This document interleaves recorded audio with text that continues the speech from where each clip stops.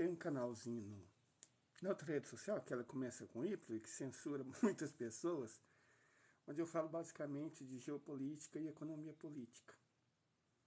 Então, eu não sei se vou fazer a coisa do jeito certo, mas vamos tentar. Eu vi agorinha mesmo um vídeo de um chinês interessantíssimo explicando como eles conseguiam produzir isqueiros para vender para o mundo inteiro a $1. No mundo inteiro esses isqueiros são vendidos a $1. E o custo de produção, ele estava explicando, era de 15 centavos de dólar. Certo? Perdão, o preço da venda desses isqueiros era 15 centavos de dólar. O custo, esse sim, 5 centavos de dólar. E aí, o que a maioria das pessoas, inimigos da China, inimigos do socialismo, falam, é que, bom, isso é porque os trabalhadores chineses são tratados como escravos, né? Recebem salários miseráveis. Mas ele demonstrou que não. O salário médio do trabalhador chinês, especificamente nessa área de produção de isqueiro, subiu de $30 mensais para $900 mensais. Ora, $900 mensais é o quê? R$ 4.500, o que é o dobro do que o trabalhador brasileiro ganha. Então, sim, é verdade que lá no início a China pagava salários miseráveis, esse de $30. E agora paga salários que são o dobro dos salários pagos no Brasil, e mesmo assim, há 30 anos mantém o mesmo preço do isqueiro. Mesmo custo de produção. 5 centavos de dólar. Como eles conseguem? Bom, fácil. Cluster produtivo. Nós fizemos 2 lives, uma ontem e outra antes de ontem no meu canal, para explicar o que era esse negócio de cluster. O chinês explicou habilmente, talvez porque, ele é chinês, né? Ele sabe o que está falando, é o país dele. A ideia é incrivelmente simples. Todo isqueiro é feito com apenas 20 peças. São 20 peças para produzir um isqueiro. Apenas 20 peças. Todas essas 20 peças são produzidas na mesma cidade chinesa. Tudo que é necessário para produzir cada uma dessas 20 peças é produzida na cidade chinesa. Embalagem, adivinha? Na mesma cidade chinesa. Máquinas para fazer isqueiro, mesma cidade chinesa. Máquinas para fazer as peças necessárias para se fazer isqueiro, Tuxi, a mesma cidade chinesa. Isso é um cluster. Isso é incrivelmente mais eficiente do que a ideia, vamos ser honestos, né? Trouxa da globalização. A globalização é uma ideia horrível economicamente. Eu tenho informação nessa área, podem confiar. A globalização é uma ideia absolutamente horrível, uma ideia péssima. O que é a globalização? Eu sou geógrafo e tenho formação em economia. Globalização foi um termo basicamente criado por um geógrafo brasileiro chamado Milton Santos. O cara era um gênio. Eu tive a honra de conhecê-lo antes que ele trocasse de plano espiritual. Globalização, em essência, se a gente quiser definir, imagine que eu estou dando uma aula. Eu fui professor 20 anos. Vamos imaginar que eu estou dando uma aula. Certo? Preciso definir o que é globalização. Nós precisamos entender 3 tópicos simples. Globalização é um fenômeno que, essencialmente, reduziu o espaço ao tempo. Como assim reduziu o espaço ao tempo? Gilberto Gil escreveu uma canção chamada Parabólica Mará. Parabólica Mará. Uma música excepcional. E que explica isso, o que é reduzir o espaço ao tempo. Antes mundo era grande, né? Porque terra era pequena, coisa assim. O que ele fala é que para dar uma volta ao mundo, ele diz: de Saveiro leva uma eternidade, ou encarnação. Saveiro não é aquela picape. Saveiro é uma embarcação usada por pescadores do Nordeste brasileiro. Agora é o tempo da onda, a onda parabólica Mará. É isso que é reduzir espaço ao tempo. Vou dar um exemplo ainda mais claro. Eu moro perto de Brasília, 300 quilômetros de Brasília, no estado de Goiás. Eu conheci o mar na cidade do Recife. Para ser mais honesto, na cidade de Olinda. Porque eu fui de Brasília a Recife e cheguei no aeroporto dos Guararapes, já era de noite, então eu não vi o mar da Praia da Piedade. Eu vi o mar a primeira vez, eu fiquei hospedado num lugar fantástico, acho que é Pousada dos Quatro Caminhos, um negócio assim, cara, incrível, incrível. Olinda é fantástica. E aí a primeira vez que eu vi o mar, não foi numa praia, foi numa Recife, no município de Olinda, uma loucura. De toda forma, não é sobre isso que eu queria falar. A distância entre Brasília e Recife é de 2.250, 2.300 quilômetros, coisa assim, certo? Só que a distância entre Brasília e Recife não é essa. A distância de Brasília a Recife são 2 horas e meia. Isso é reduzir espaço ao tempo, correto? Isso é reduzir espaço ao tempo. Reduzir espaço ao tempo é isso, correto? Isso é reduzir espaço ao tempo. Você não mede mais as distâncias em quilômetros, que é uma unidade diária. Você mede a distância em horas, que é uma unidade de tempo. Qual que é a distância do Rio de Janeiro a Paris? Não faz diferença. A distância do Rio de Janeiro a Paris são 14 horas. Essa é a distância do Rio de Janeiro a Paris. E se aviões mais modernos, mais rápidos, forem construídos, a distância vai cair para quê? 9 horas? 8 horas? 5 horas? Qual que é o limite? Essa é a distância. Isso é reduzir espaço ao tempo. Perfeito? Então, pessoas, essa é a primeira característica da globalização. Ela reduziu o espaço ao tempo. Graças ao quê? E aí Milton Santos é categórico. A revolução técnico-científico-informacional. O que foi a revolução técnico-científico-informacional? Revolução técnico-científico-informacional foi a que possibilitou o desenvolvimento da informática através da eletrônica. Ela possibilitou essa redução também, né? Porque a internet permite a conexão de pessoas, não importa a distância que elas estejam, literalmente, na velocidade da luz. Certo? É isso que acontece. Espera aí. Pessoas, seres humanos, o fato é que além da internet, dessas tecnologias todas, nós tivemos revoluções também nos sistemas de transporte. Não foi só que a internet tornou tudo mais rápido. A eletrônica e o desenvolvimento de motores a jato também tornaram as coisas mais eficientes. E isso fez toda a diferença do mundo. Certo? Isso fez toda a diferença do mundo. Vou sentar aqui. Acabaram de chegar umas encomendas minhas, mas a gente pode continuar a conversar. Veja bem, esse desenvolvimento da eletrônica, da informática, da internet, permitiu que principalmente não só as pessoas circulassem mais rapidamente, mas as informações circulassem rapidamente. E um setor se beneficiou mais disso do que de qualquer outro. O setor bancário. Perfeito? A velocidade da luz permite que as informações circulem. Ela não permite que as mercadorias circulem. Física básica, né? Física básica é isso. Einstein explica, né? Energia igual a massa vezes o quadrado da velocidade da luz. Imagina se eu sou uma pessoa que pesa uns 90 e tantos quilos. Eu sou alto, tá, gente? 1,84 m. Eu sou gordinho, mas não sou tanto assim, não. Muito bem. Se eu circulasse na velocidade da luz, é bom nem pensar no que aconteceria, na quantidade de energia necessária. Então, eu não circulo na velocidade da luz. Eu circulo no máximo na velocidade do jato. As mercadorias, muito menos. As mercadorias não circulam na velocidade da luz. Certo? Normalmente, elas são transportadas em navios contêineres.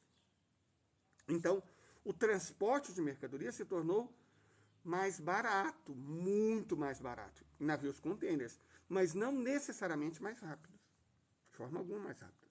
Tornou mais eficiente, se tornou mais barato, isso foi muito importante, a gente vai ver isso. Mas a única coisa que realmente se tornou muito mais rápida do que em qualquer outro momento da história humana foi a informação. E o setor financeiro se beneficiou enormemente disso. Ele se beneficiou enormemente disso. Perfeito?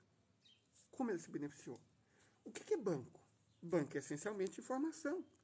Gente, o dinheiro, principalmente o dinheiro fiduciário, né? O dólar é uma moeda fiduciária. Qual que é o lastro do dólar? O que lastreia o dólar? O que lastreia o dólar?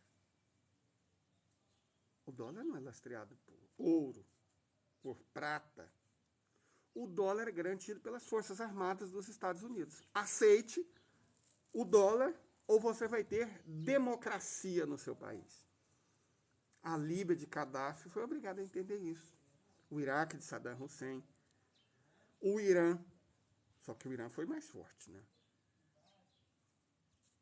É assim. Você aceita o dólar. Ou, democracia vai ser levada até você. O dólar é essencialmente uma moeda fictícia.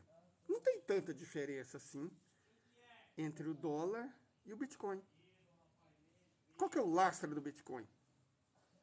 Não tem lastro. O dólar também não tem. Você criticar o Bitcoin porque ele não tem lastro, que ele é uma moeda fiduciária, sem criticar o dólar, que é exatamente a mesmíssima coisa, a diferença é que o dólar é garantido pelo Estado dos Estados Unidos, né? Ou seja, pelo Exército, pela Marinha, pela Força Aérea dos Estados Unidos. São as Forças Armadas dos Estados Unidos que garantem o dólar. Mais do que isso, quem imprime o dólar não é o governo dos Estados Unidos. O responsável pelo dólar é o Federal Reserve, que é um banco particular, não se enganem. Ele não é um banco central no sentido clássico, que é minimamente controlado pelo Estado. O Federal Reserve é um banco particular, com agências controladas particularmente. Você tem o Federal Reserve de Nova York, você tem o Federal Reserve de St. Louis, né? Federal Reserve de Nova Orleans, são agências. Todas elas particulares, igual o pioneiro, né? O Bank of England. Uma hora a gente vai falar sobre isso. Agora que eu descobri essa ferramenta aqui, vamos falar sobre isso. Como o Federal Reserve foi criado na terceira tentativa. Teve o primeiro Banco Nacional, que fracassou miseravelmente, porque levou a economia dos Estados Unidos à ruína, em 1812. Depois teve o segundo Banco Nacional, que também fracassou, porque levou novamente os Estados Unidos à ruína, certo? Isso foi por volta de 1852. Aí o Lincoln cria na prática o dólar, que a gente conhece. Lincoln, o presidente Abraham Lincoln criou o dólar. Mas eles tentam, até que em 1912 eles foram espertos dessa vez. Não deram o nome de terceiro Banco Nacional. Em 1912 eles criam o Federal Reserve. Os banqueiros controlam a emissão de dólar, controlam a taxa de crédito, controlam a taxa de juros, controlaram a economia dos Estados Unidos. Os Estados Unidos estão afundados numa dívida de 31,4 trilhões de dólares. Mas é muito mais do que isso, 31,4 trilhões de dólares de dívida interna. 34 trilhões de dólares de dívida externa. 18 trilhões de dólares de déficit em conta corrente. E isso é o que a gente sabe. É o que eles nos informam. Pode ser muito mais.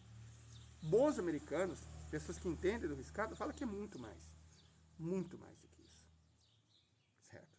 Sugiro que vocês leiam um texto de um economista, inclusive conservador, David P. Goldman. O cara é ótimo. Sigam ele. Procure ele na internet. David P. Goldman. PEP. Porque tem muitos David Goldman. Ele é judeu, então muitos judeus se chamam David. Muitos judeus se chamam... Tem o sobrenome Goldman. Não vamos entrar nesse mérito. Então, para achar o David Goldman certo, é David P. Goldman. E um outro chamado Michael Woodson. Fantástico também, recomendo. Fala sobre essa questão. Mas o fato é, com a eletrônica, com a informática, ficou muito fácil circular dólar. Transacionar dólar. E aí, deu origem ao capitalismo financeiro. Terceira fase do capitalismo. Tudo ligado com globalização. Foi revolução técnico-científica informacional, permite a ascensão do capitalismo financeiro. A base ideológica foi dada pela Sociedade de Monte Pelerin. Escreve Pelerin. Ela existe, não é teoria da conspiração, não. Só colocar no famoso Google, vocês vão achar. Sociedade de Monte Pelerin. 8 dos ganhadores do Prêmio Nobel, que não existe, não sei se vocês sabem, não existe Prêmio Nobel de Economia. É uma farsa dada pelo Banco Central da Suécia. Alfred Nobel nem considerava economia ciência. E, de fato, a escola marginalista de economia, todas as escolas modernas são pós-marginalistas, não tratam de economia política. Eles inventaram a ciência, baseada em números. E eu vou explicar para vocês rapidamente por que a economia, do jeito que está ensinada hoje, não é uma ciência. Sabe por quê? Você sabe qual que é o pressuposto básico da economia? O pressuposto básico da economia, resumidamente, é que os recursos são infinitos. Vocês conseguem entender o quanto isso é ridículo? Dizer que os recursos são infinitos e que isso é a base da ciência econômica é a mesma coisa que tentar basear a engenharia no princípio que a gravidade pode ser ignorada. Vocês confiariam em quem fizesse uma casa, um prédio, uma ponte, com o pressuposto que a gravidade pode ser ignorada? Não, né? Ou quem fizesse um motor, baseado no princípio que a termodinâmica pudesse ser ignorada? Não, vamos ignorar a termodinâmica, vamos fazer um motor. É assim que funciona? Vamos ignorar a gravidade, vamos fazer uma ponte. É assim que funciona?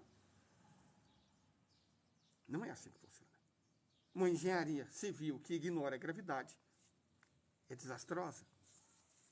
Uma engenharia mecânica que ignora a termodinâmica é inútil. A economia é isso. A economia parte de um pressuposto absolutamente falso de que os recursos são infinitos. Só que os recursos não são infinitos. Os recursos não são infinitos. A Terra está mostrando isso de maneira claríssima. Os recursos não são infinitos. Perfeito? Não são. Mas vamos voltar à ideia da globalização. Revolução técnica, científica e informacional, redução do espaço ao tempo, enfraquecimento das fronteiras. O que significa enfraquecimento das fronteiras? O enfraquecimento do Estado Nacional. Nossa, mas e nós viramos um paraíso monarquista? Porque fortaleceu o poder das corporações. Traduzindo, as empresas passaram a mandar. As empresas passaram a comandar a coisa toda. Perfeito? As empresas, as grandes corporações transnacionais, sediadas exatamente nos países centrais do capitalismo. Então, o enfraquecimento do Estado significou o enfraquecimento da cidadania. Os próprios Estados Unidos são uma nação. Os Estados Unidos são um mercado. Você é identificado nos Estados Unidos com o quê? O que se identifica como cidadão nos Estados Unidos? Você não é um cidadão. Nos Estados Unidos, você é um consumidor, com o número do seu cartão de crédito, e é um pagador de impostos, com o número do seu seguro social. Seu seguro social não dá direito à saúde. A educação nem a comida. Os Estados Unidos votaram contra a inclusão de comida como direito humano. Então, seu seguro social não te dá nada disso. Ele te faz um pagador de impostos. Nos Estados Unidos, você paga imposto e consome. E é isso. É um mercado tributário. Ele tributa os consumidores. E, com isso, sustenta a classe de parasitas, que estão basicamente no setor financeiro, né? Setor FIRE. Finanças, iniciais em inglês de finanças, seguros, né, insurance, e imobiliário, real estate. O imobiliário é interessante porque nos Estados Unidos, diferente da China, o setor imobiliário não tem mais relação com a construção civil. O setor imobiliário tem relação com o banco. Não tem mais relação com construção civil. Isso explica por que as casas nos Estados Unidos estão cada vez mais caras, são um número cada vez maior, tem cada vez mais gente morando nas ruas. Os Estados Unidos estão com o quê? 750 mil homeless. 750 mil homeless, pessoas sem casa. Mas tem uma enorme quantidade de casas disponíveis. Porque a casa não é feita para moradia. A casa é mercado. Especulação imobiliária. Real estate. É isso que manda. A globalização é a imposição desse estado de coisas para o mundo. Os Estados Unidos exportam o quê? Qual foi a última vez, pessoa, que você comprou um produto made in USA, feito nos Estados Unidos? Quem já foi em Miami? Foi em Miami, ok. Em Orlando. Quantos produtos made in USA você achou lá? Made in China, made in Taiwan, made in Japão, made in Indonésia, made in Philippines, made in Malásia. Não é isso? Made in Paquistão, made in Bangladesh, made in Índia. Você não acha um produto feito nos Estados Unidos. É tudo importado. Porque eles imprimem dólar. E é por isso que a desdolarização da economia vai destruir os Estados Unidos. Porque a única coisa que eles produzem é lei para exportar para os outros. Como assim lei? Estados Unidos exportam lei? Claro que eles exportam. Pessoa que me vê. Os Estados Unidos vivem de exportar leis. Por exemplo, lei de direito autoral. Toda vez que você assiste a Netflix, um documentário imbecil da History Channel, uma série idiota mostrando dragões, bruxos, pessoas que lutam com demônios, essas bobagens, essas porcarias, gente correndo de carro, né? 1, 2, 3, 4, 5, 6, 7, 8, 9. Toda vez que você assiste essas séries idiotas, esses filmes fracos. Como é que é? É DC Comics, né? DC Comics. Marvel, os universos, super-heróis. Toda vez que você degrada o seu papel de adulto, porque um adulto não deveria ver essas porcarias. Na boa, né? Na real. Isso não é feito para adulto. Isso é coisa de adolescente. E não tem nem arte. Cara, eu gosto de mangá. De verdade, eu gosto de mangá. E assisto anime. Porque faz sentido. Faz você rir. É interessante, tem uma historiazinha boba. Né?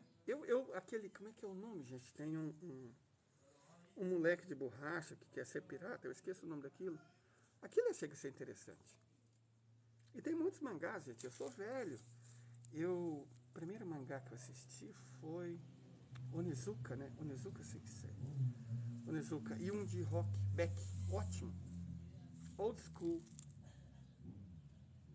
Isso distrai.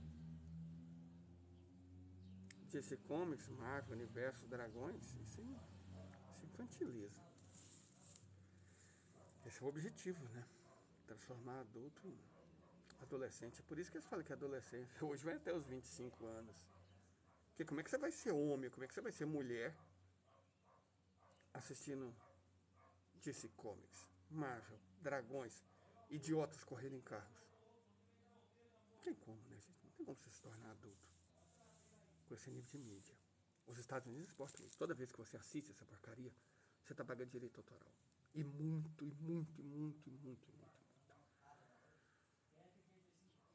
Tudo da cultura americana é feito para venda, é o mercado. Walter Benjamin falou sobre isso. Certo? Walter Benjamin falou sobre isso. Falou bem. Explicou. Uma hora a gente vai tocar nesse assunto. Outra característica da globalização importante. Ela mundializou a produção. O que é a produção mundializada? Produção mundializada, e aí que vai entrar o cluster. Produção mundializada é quando você... Como é que o pessoal falou, gente? Você pega as vantagens comparativas de qualquer estado, de qualquer país, de qualquer lugar. Eu moro numa cidade chamada Catalão, no estado de Goiás. Aqui tem uma unidade da Mitsubishi, uma montadora da Mitsubishi, que não tem uma única fábrica de autopeças. Em Catalão, Goiás, não tem uma única fábrica de autopeças. No entanto, nós temos duas montadoras. Uma da John Deere, produz máquinas agrícolas, e uma da Mitsubishi. Perfeito? Mas como é que você produz automóveis sem ter nenhuma fábrica de autopeças? É a globalização. As peças vêm da Tailândia, da Holanda, do Japão. Muitas vêm do Japão, por razões óbvias, mas vêm da Tailândia também. Vem da Holanda, vem da Indonésia, vem da Malásia, vem de Singapura, vem da Alemanha. Certo? Isso é globalização. Mundialização da produção. Só que isso é terrivelmente ineficiente. Vou dar um exemplo. Durante a pandemia, houve problemas em duas pequenas fábricas de Taiwan. Isso paralisou a produção de carros da Mitsubishi, Pajero L200, por 2 meses. Sabe por quê? Porque produziam componentes eletrônicos. Não tinha componente eletrônico e a produção inteira parou. A produção era mundial. Uma fábrica, na verdade foram duas pequenas fábricas que pararam em um dos países e a produção inteira foi para o saco. Foi para a vala. Isso é mundialização da produção. Perfeito? Isso é mundialização da produção. Terrivelmente ineficiente. Mas então, se ela é ineficiente, por que foi adotada? Por causa do dólar. Por causa da taxa de senhoriagem. Veja bem, quando você compra peças de todos os países, você paga da mesma moeda, o dólar. Vamos pegar um câmbio veio da Tailândia. Você comprou o câmbio, Mitsubishi comprou o câmbio, Você tem que pagar seguro, tem que pagar frete e pagar pela mercadoria. Tudo isso você paga em dólar. 3 operações diferentes pagas em dólar. Ok. Para fazer o câmbio, a empresa da Tailândia usou componentes. China, Japão, vou colocar que China, né? Ela pagou em dólar. Na China, bom, ela teve que produzir o aço. A China tem muito carvão, mas não tem ferro, então teve que comprar do Brasil. Pagou em quê? Em dólar. Cada uma dessas etapas exige frete, exige seguro e exige intermediação financeira. Essa intermediação financeira pega uma parte do lucro. A intermediação financeira do frete pega uma parte do lucro. O seguro do frete de cada uma dessas mercadorias pega uma parte do lucro e paga a intermediação financeira a ele mesmo. Então, o dólar, na verdade, é uma taxa de senhoriagem que todo o planeta paga aos Estados Unidos para produzir e comercializar. O dólar representa uma taxa de senhoriagem. O que nós temos atualmente não é capitalismo, é feudalismo financeiro. E isso é terrivelmente ineficiente, comparado com o cluster. O cluster da China socialista. Coloca no mesmo lugar todos os produtores daquilo que você precisa. Todos.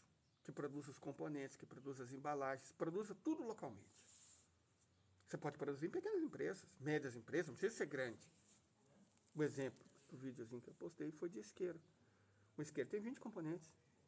Os 20 componentes produzidos na mesma cidade, por empresas diferentes e concorrentes entre si, para garantir a eficiência alocativa do processo. Tudo que você precisa está lá. Embalagem para isqueiro está lá.